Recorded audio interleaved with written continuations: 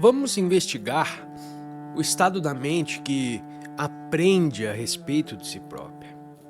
Porque se não aprender a respeito de você mesmo, você não tem base para qualquer investigação ou exploração mais profunda. Se não aprende a respeito de você mesmo, você fica meramente a se enganar, a se hipnotizar, para aceitar todo o gênero de crenças, de dogmas, de orações, de visões. Você deve então aprender a respeito de você mesmo. E essa é a base essencial. Você pode fazê-lo instantaneamente e de modo completo, e essa é a única maneira de aprender a respeito de você mesmo. Não pelo processo da análise, do exame introspectivo, algo que requer tempo. Mas como nós já dissemos, não há amanhã, não há instante seguinte, só há o presente, só o agora, tremendamente ativo. E para compreendê-lo, você deve afastar de tudo, de sua mente, a ideia de compreensão gradual. Agora, para aprendermos a respeito de nós mesmos, nós precisamos de uma certa vigilância. Não estamos dando a essa palavra nenhum significado místico. Trata-se de uma vigilância comum, a vigilância do dia a dia. Estar consciente das cores, das árvores, da sordidez, da imundície. Estar consciente da esposa, dos filhos. Observá-los, ver como se vestem, de que maneira falam. Estar simplesmente consciente. Vocês sabem o que eu entendo por essa palavra? Consciente. Ao entrar nessa tenda, perceber as cores, perceber as várias pessoas sentadas, como estão sentadas, se elas bocejam, se estão sonolentas, cansadas, se elas estão se forçando a escutar na esperança de obterem alguma coisa, os tiques nervosos que elas estão fazendo. Perceber sem condenar, sem julgar, observar pura e simplesmente e sem escolha. Olhar sem condenação, sem interpretação, sem comparação. Nisso há uma grande beleza e grande clareza na observação. Se dessa maneira você observar sem escolha, então nesse percebimento existe atenção. Nenhuma entidade existe como observador, nem como coisa observada. Não há observador a olhar aquilo, o que está observando. Agora, é preciso diferenciar entre concentração e atenção. Concentração é um processo de esforço, de exclusão, de repressão, de forçar todo o seu pensamento, toda a sua energia num certo canal, para um dado momento, excluindo todos os outros pensamentos, toda a tal da distração, assim chamada. Essa espécie de concentração que a maioria de nós pratica em suas ocupações, quando está tentando a chamada meditação. No trabalho que você está fazendo, na página que está lendo. Mas a todos os momentos, outros pensamentos surgem, eles se insinuam, outras impressões, às quais você tenta resistir. A concentração é um processo de exclusão e a atenção não é isso. Estar atento implica que não há distração. Quando você está atento, você recebe o todo e não apenas a parte.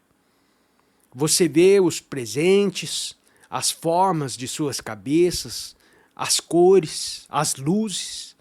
Você está consciente e, portanto, você está atento.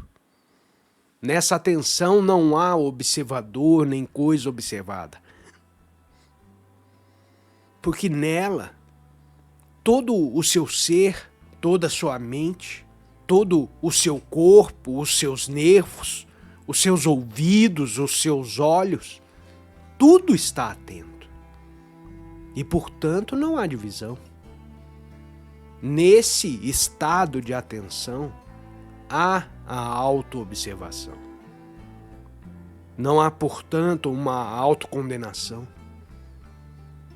Não se pode aprender se você está se condenando. Não se pode aprender se você está se comparando. Não se pode aprender se você está a dizer: olha que legal, eu vou ser aquilo amanhã. Assim, a mente que está atenta, se ela se acha num estado de não contradição e, portanto, num estado em que nenhum esforço existe. E esse estado é absolutamente necessário. Do contrário, se ele não for possível, a mente não pode ser esvaziada. Você verá porque é necessário o estado de atenção. A mente, em geral, é barulhenta. Ela está sempre a tagarelar, sempre monologando ou então dizendo repetidamente o que irá fazer, o que fez, o que deve fazer. Ela nunca está quieta.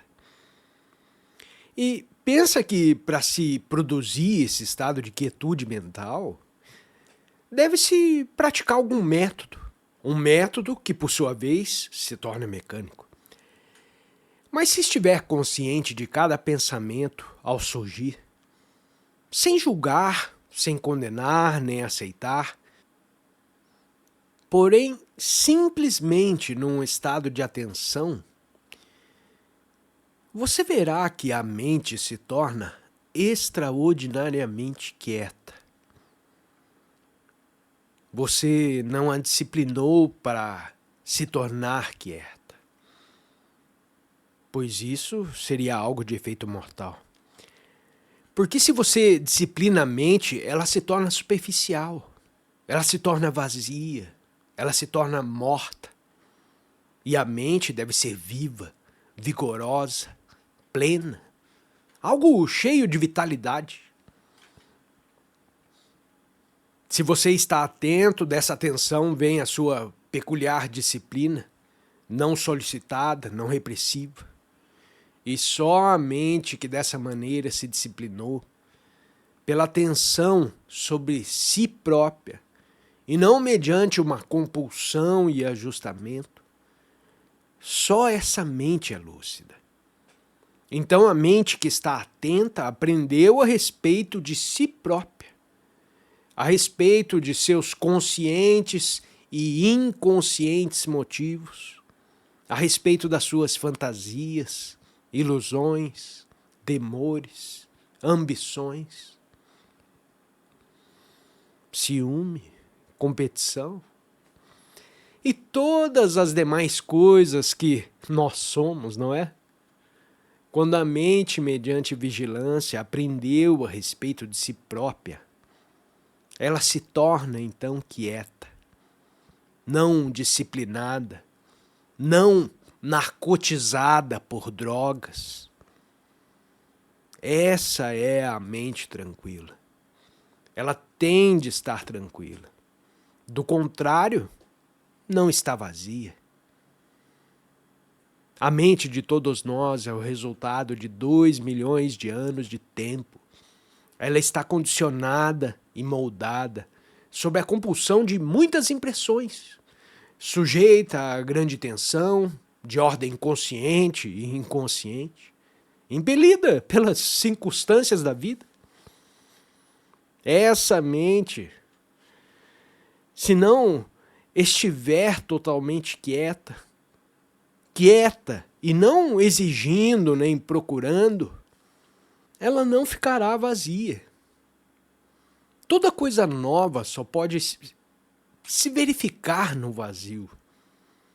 O novo ente humano é concebido no ventre vazio. A mente, portanto, deve estar vazia e não ser colocada vazia, mediante um pensamento inibitivo, controlador e repressivo. Isso não é vazio, porém é apenas uma outra forma de fuga à realidade. E a realidade é você mesmo, o que verdadeiramente é. E não o Super-Atman, que é uma invenção de nossas avós, de nossos pais, dos Shankaras e dos Budas. Tudo isso tem de ir-se, para que a mente se torne completamente vazia e tranquila. Então, nesse estado vazio, há um movimento que é a criação. Nesse vazio, há a energia de que a mente necessita para alcançar a imensidade. E todo esse processo, do começo negativo até o fim, o qual não é uma fuga da vida, porém a própria compreensão da vida, todo esse processo é meditação. E você vai ver então que estará meditando no decorrer de todo o seu dia, e não num certo minuto, num certo tempinho livre do seu dia. Você estará meditando no escritório, no ônibus, onde quer que você se encontre. Você estará diretamente em contato com a vida. Você estará meditando enquanto fala, porque você estará vigilante. Você estará atento ao que está dizendo e o como o está dizendo. E como você fala com o seu empregado, se você tiver um, claro, você estará vigilante, você estará atento. Então, meus amigos, a mente que é limitada, estreita, vulgar, presa pelo tempo, se libertará. E só essa mente pode encontrar o eterno. Essa é a beleza da meditação. Nela não há compulsão, não há esforço de espécie alguma. E o homem que é capaz de meditar, o homem que compreendeu o que é a meditação, só esse e nenhum outro pode dar ajuda.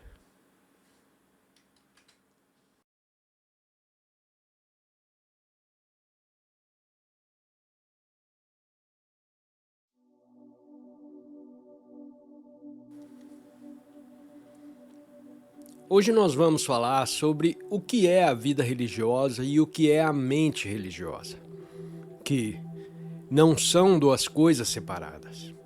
Para verificar o que é a vida religiosa, nós precisamos viajar e explorar um tanto extensamente.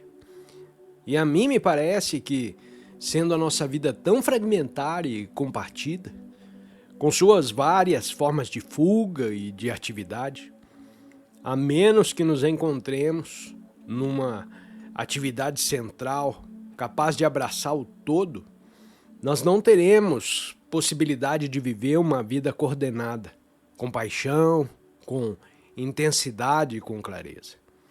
Para podermos descobrir o que é a real, a verdadeira vida religiosa, nós temos de estar totalmente descontentes. E essa é uma das nossas maiores dificuldades. Nos acharmos total e completamente descontentes. Porque nos deixamos satisfazer muito facilmente por uma dada teoria, por uma solução fácil, porque pensamos que se seguimos um padrão político ou econômico, satisfaz-se de certa maneira o nosso descontentamento. Manter esse descontentamento e não procurar uma pronta solução é muito difícil, porque a maioria de nós deseja uma resposta fácil, uma pílula, um tranquilizante que nos faça dormir, que nos garanta um caminho seguro na vida. Temos de estar muito atentos e vigilantes a fim de não aceitarmos nenhuma espécie de teoria, padrão ou conceito que momentaneamente ou mesmo por anos nos proporcione satisfação. O primeiro requisito, portanto, assim me parece, é estarmos descontentes. E uma das coisas mais dolorosas na vida é estar descontente. Não se pode ser facilmente contentado. É muito fácil amontoar palavras, ouvir palestras, ler livros e mais livros e mais livros, e por tais meios pensar ter compreendido alguma coisa. Provavelmente a maior parte dos que têm assistido a essas reuniões pensam ter adquirido alguma coisa, um pedacinho aqui, alguns retalhos ali.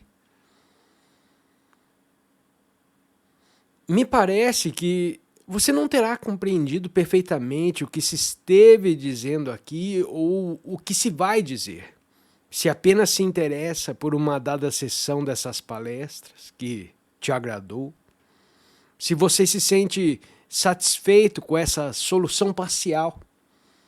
Mas o que aqui nos interessa é a solução total e não a solução parcial. O que nos interessa é a compreensão total da vida e não a compreensão particular de uma dada parte da vida. Assim você tem de levar tudo ou nada, porque tudo o que se esteve dizendo e o que vai se dizer aqui está relacionado. Não é algo fragmentário que você pode escolher um pedacinho ou outro. Desse modo, muito importa descobrir o que é uma mente religiosa, porque a religião é o único fator que pode abarcar a existência total, em vez da existência fragmentária. A totalidade de nossa vida pode estar contida na investigação e na compreensão do que é a vida religiosa. Porque religião não é essa coisa que conhecemos com o nome de religião. Essa coisa espúria, esse contrassenso puro e simples. A investigação real do que é a vida religiosa é necessária, porque se não compreendemos o que é a vida religiosa, e não a vivemos de fato, e não teoricamente, nenhuma possibilidade teremos de resolver os nossos numerosos problemas, sempre crescentes, sempre causadores de conflitos. Para mim, a vida religiosa é a chave que abre a porta de todos os nossos problemas. E, portanto, nós temos de compreendê-la, para que os entes humanos que há tanto tempo vivem, que não resolveram os seus problemas e que continuam a viver fragmentariamente, no desespero, na ansiedade, sem amor, divididos, isolados, possam promover uma harmoniosa coesão em todas as suas atividades, em todos os seus pensamentos. E é de imperiosa necessidade, ou melhor, eu pelo menos acho que é, compreender a vida religiosa. E para compreendermos o que é a vida religiosa, nós temos de estar descontentes. Nós, pela maior parte, vivemos descontentes, porque não temos um bom emprego, não somos tão inteligentes como uma outra pessoa, não temos a beleza da mulher que mora ao lado, não possuímos um carro grande, uma casa melhor, um emprego melhor, ou porque não preenchemos a nós mesmos. E no momento em que possuímos uma casa melhor, um carro melhor, uma geladeira melhor, nós nos damos por satisfeitos, pelo menos temporariamente, até o dia em que se inventa uma geladeira melhor ainda. Andamos descontentes com insignificâncias e com insignificâncias nos satisfazemos. Devemos dar a máxima atenção a essa superficial satisfação com pequenas coisas, com insignificantes soluções. Concitarmos um grande número dos chamados instrutores religiosos. Nós pensamos ter compreendido quando citamos o Gita, o Alcorão, a Bíblia ou qualquer outro livro qualquer. Pensamos ter aprendido num certo grau o espírito da vida religiosa. O que afinal é pura contrassenso. Assim nos cabe manter-nos extremamente vigilantes, para não nos enredarmos em ações superficiais e contermos em nós mesmos um descontentamento total com todas as coisas. A política, a religião, os socialistas, os comunistas e qualquer partido político. Nós devemos estar totalmente descontentes. E só então nós podemos começar a investigar.